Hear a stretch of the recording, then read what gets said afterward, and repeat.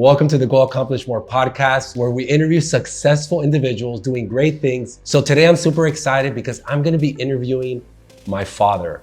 My father has a lot of wisdom, right? He's 94 years old and he's going to be sharing great things today. The first question I want to ask you, and I'm super excited to have you today, super excited to have my dad here. What was your childhood like in Barranquilla? What do you remember most about those early years? I would say it was excellent. I was born at 5:30 in the morning in a hospital in Barranquilla.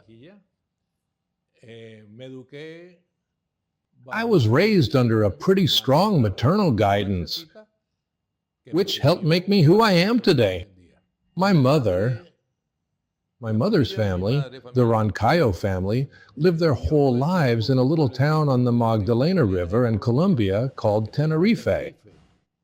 It's surrounded by the Magdalena River and a lake behind it where there's some truly delicious fish. And I remember that every breakfast they would serve me 5 to 8 little barbudo fish, delicious, tasty little fish. And that's where I got used to that special food with milk straight from the cow. So that's pretty cool when you look at the nutrition is so important, like what you're eating is super important. So I'm going to talk to you now about work, right? About work and about character. You worked many years in Avianca. What did that job teach you, right, about responsibility and also to take care of your family? All my life, starting I think when I was 8 or 9 years old, I wanted to see the world. My dream, and I didn't really know what to do. And I remember that when I was very young, there was a ship and the captain wanted me to go with him, but my family didn't want that. Time went by, I started studying, and when I finished high school, there was a position at Avianca in the cargo department, but I hated cargo. I like tourism, but they put me in cargo anyway. And then I moved to the ticketing office, but I wasn't interested in the salary. I just wanted to travel as much as possible. And that's how my life began, getting to know the world with Avianca, the airline that gave me the chance to experience so many cultures all over the world. Okay, and when you worked at Avianca, you were the general manager? I started out pretty much as a laborer or something like that in the cargo department. I moved on to international ticketing, which is tourism. Then I was appointed as an assistant in the reservations department. After that, I became the head of reservations. And that's how I kept moving up until they gave me a pretty high position at the airport in Barranquilla, Colombia, where people used to say that anyone had to be taken out after 5 years because the stress was just too much. I lasted 7 years. And with that, I learned what a company is, and it motivated me to study business at Universidad del Norte. Even though my dream was always to become a doctor, for life reasons I couldn't do it, so I graduated from Universidad del Norte instead, in business administration. And something we can grab from that is that sometimes when you start working in a company, you have to move yourself up, right? You can't just give up and say, well, I'm just going to be in this position for a long time. So that's an example of him pushing forward, that he ended up being the manager, like an overseer of Avianca, which is a huge airline, which is still today is one of the biggest airlines for Latin America. So the next question I want to ask is, what made you decide to move to the US? Well, the one who didn't agree with coming to this country was me. I already knew this country. I traveled around Europe, and the idea was for Avianca to transfer me to Madrid or Paris or London. But I had come to the United States several times, and I didn't like the country. But Avianca had other plans, and it was the flower growers, one of the big flower companies in Colombia, who said, hey, there's a problem with our flowers in Miami. See if you can send someone to solve it. And Avianca chose me, reluctantly, as I like to say. They sent me here to Miami. I solved the flower problem, and then I went back to Barranquilla again. 3, 4, 5 months later, another cargo problem came up. I came back again to fix the problem, and then my wife says to me, "Why don't we move to Miami?" I said, "But why?" She said, "Because my two brothers are there in Miami, and I'd like to be there."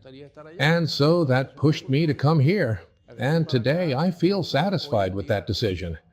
Honestly, I owe my wife for the idea of coming to this country. With Avianca, I used to travel a lot. But my wife stayed with all our kids because, honestly, I was traveling for business, and I couldn't be taking the kids everywhere with me on those trips. So she stayed here with the family. And just to give you a little bit of context, he had 6 kids at the moment. Me and my younger brother were not born yet, right? We were born when they started moving here, right in Miami.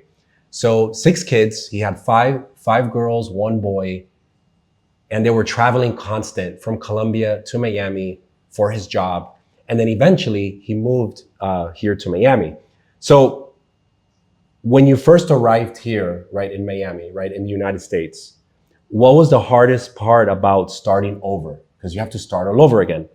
Honestly, I was never afraid to keep moving forward in my life.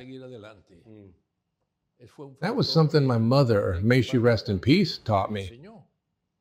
My son, you have all the intelligence and all the rebelliousness in you, not to be afraid of anything new at all. And I came here calmly to start from scratch, which didn't bother me because I knew I would keep moving forward, just like I have to this day. Wow. Guys, you can learn a lot from that, right? Like a lot of times we get comfortable doing the things that we're used to doing. But a lot of times when you get used to doing uncomfortable things, that's going to push you to do things that are going to allow you to grow. And I think what happened to my dad was that he moved here to the States and it pushed him to continue growing. But he put himself in those uncomfortable moments, which is very important. So we're going to talk a little bit about sacrifice. Looking back, what sacrifices do you feel you made for your family? Well, the primary and most significant reason that truly motivated and pushed me to take on and embrace all of those business risks was my children, because I deeply wanted to leave behind a lasting legacy and something entirely new for them. And that was when I moved here and sent for my children. They enrolled in schools and learned a lot. And I felt very satisfied to have accomplished that. From then on, with my guidance, their questions, their mischief, all of that was a decisive factor in the direction my wife and I ultimately gave to our 8 children, 6 Colombians and 2 Americans. He did these sacrifices for us. And a lot of times we tend to forget, right, what mom and dad do, because you only see them working, right? But the fact that they left Colombia to come to here was mainly because of us, right? And then I was born here in Miami, right? I'm a gringo, but I do know how to speak Spanish. But I do have Colombian blood, right? So we're going to talk a little bit about fear and strength, right? Was there ever a time when you felt unsure or afraid about the future? What helped you stay strong? I have never in my life been afraid of the future, because the future's uncertain. Nobody knows what will happen. The past is gone. I like to live in the moment and be creative or plan for the future, but without worries. That's how my life is. That's my character, and I think that's how I'll die. Like, what taught you how to not be afraid? I would say that my lessons came from my parents, of course, my school, university, and the experiences that single people have after dating, or having girlfriends, or whatever you call it, and then married life. For me, it was always a constant present, not a future, but a plan to keep moving forward. Part of that, do you think that you were not afraid because you had faith in God, that He was with you? All the time, ever since I was single. I always put God first. And I would say, Lord, if you think this is good for me, open the doors for me. If not, that's fine too. For example, when I was 25 and still hadn't met or fallen in love with anyone, I said, Lord, put a woman in my path who truly understands me. And I think He told me, that one, who is the woman I've now been married to for 65 years, or 70 if you count the 5 years we spent getting to know each other to see if she would accept me, because she was always a pretty tough woman, which has helped me a lot to become who I am today. Colombian, 100%, but with a bit of American and French in her. Because her father was American, last name Welpley, and her mother was French, Marte, and I was the little Colombian. So I married a half American, Colombian, and French woman. That's how my whole life has gone up to this very day. That's so good. And we're talking here that a lot of times in life, right, when you face hard things and you don't know what the future, has for you, you can know that God is in control. And we saw that in my dad. Like, he was putting his faith in God. He was putting his faith in what his parents taught him. He was putting faith also in his wife, right, which was one of the top reinas or queens of Colombia, which was pretty good back in the days. And that's an honor as well. So that's so good. That's so good to hear that you really value and that you really put those things in front of you to help you push forward when things are uncertain, right? So I'm going to talk a little bit about being a father, right? I know that being a father is not easy. I'm a father of 3 kids. You are a father of 8 kids, and you have a lot of grandchildren. When you think about raising your children, what mattered to you the most? Well, thinking that with 5 daughters and 3 sons, it occurred to me that the daughters would always be by their mother's side, talking about women's things, and the boys would be with me, talking about men's things. They were my children, but they were men. So when I talked to them, I spoke to them as a man. And I would share some of my experiences so they wouldn't make the same mistakes I did. And today I feel very happy, very satisfied that they all listened to me, both the girls and the boys. One of the things I learned from my dad was that growing up, he taught me to have a good work ethic. And I'm very grateful that I have that. I'm thankful for that. The other thing he taught me was discipline, and he disciplined me, right? A lot of times he told me things I didn't like, right? He corrected me. And I think that as a father, it's hard to discipline sometimes because we don't. So everything that you have showed me, I am, giving to my kids, which is awesome. Do you believe that there's a lot of fathers that don't do that? Honestly, the father can be, or is, the teacher at home. Sons and daughters go to school, and the teacher teaches them certain things. But at home, the father and mother are the ones in charge of their children. And they should share their life experiences with them, both the bad and the good, so that they can learn how to handle themselves independently in life. Always in my home, my wife and I set a good example in every way.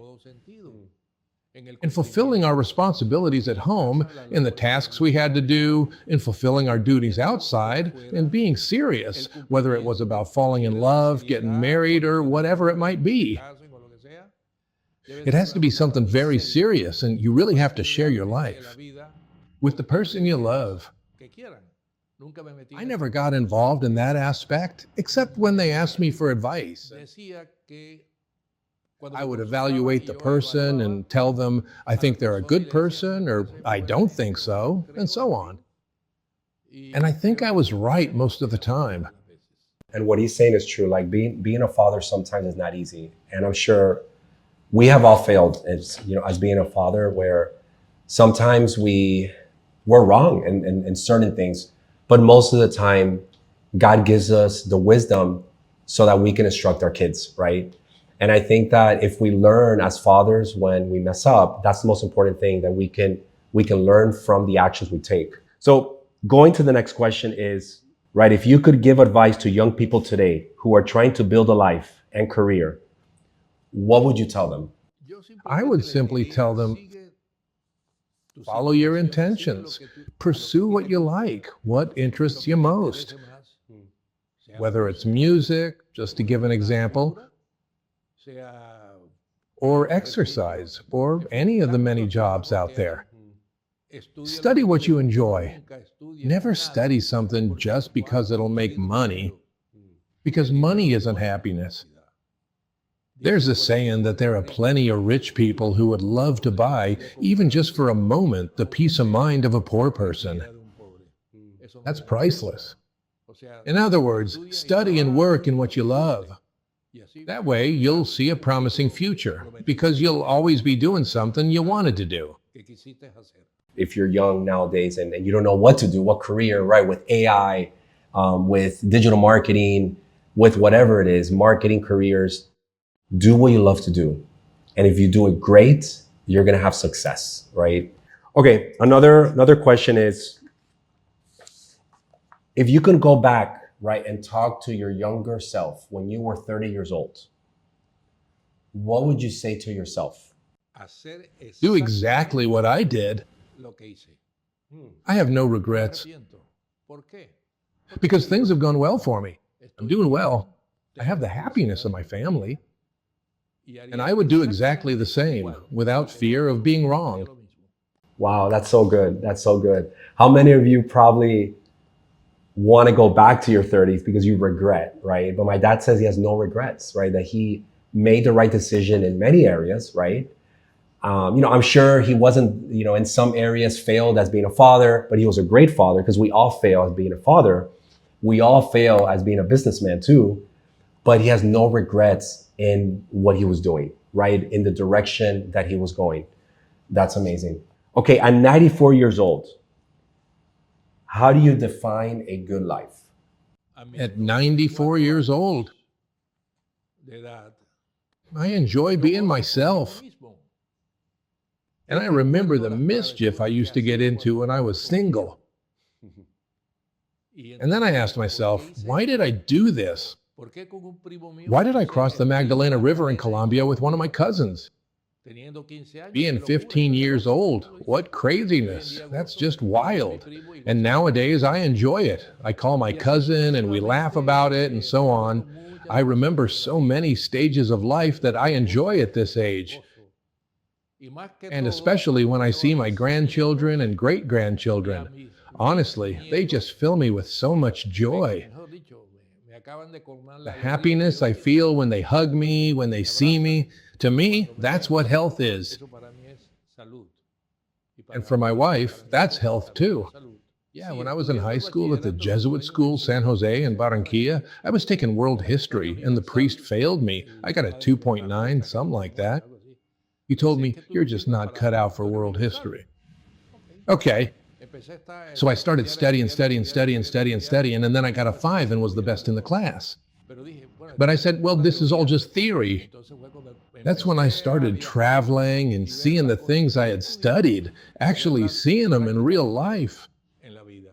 And getting to know different cultures also taught me to be more disciplined in my own life, let's put it that way, by learning about other countries' cultures and applying the things that really were truly worthwhile. As he travel, he gets to learn different cultures, how different people live their life, right? When you travel to different cities, countries. And that's something that I love to do. I mean, I love to travel. I love to really have more experiences than really material things. So I think I learned that from him too, like just cherish the experience versus the material. And I think I've learned that a lot from him. The last question I want to leave you is, I believe that everyone here wants to leave a legacy. Everyone wants to leave something like in this world, right? I mean, one day we're all going to leave this world, right? And we want to leave a legacy. When your grandchildren think about you, or your kids, or good friends, What's one thing that you want them to remember of yourself? I'd say that actions, what you actually do, are what tell the truth. Not the theory itself, but the actions. I honestly think that I have done quite a lot for my dear friends and my entire family, always trying to do things as best as I possibly can so that they can all keep moving forward in their lives. Obviously, all these, what we call earthly philosophies, I guide and carry them out under the protection and wisdom of a God whom I follow constantly. That's so good. Well, guys, it's been a great session. I'm so grateful to interview my dad, and thank you so much for watching the Go Accomplish More podcast. Make sure that you subscribe. Make sure that you share with a friend. Make sure that you give us a review because we love reviews, and make sure that you accomplish more in your life tomorrow.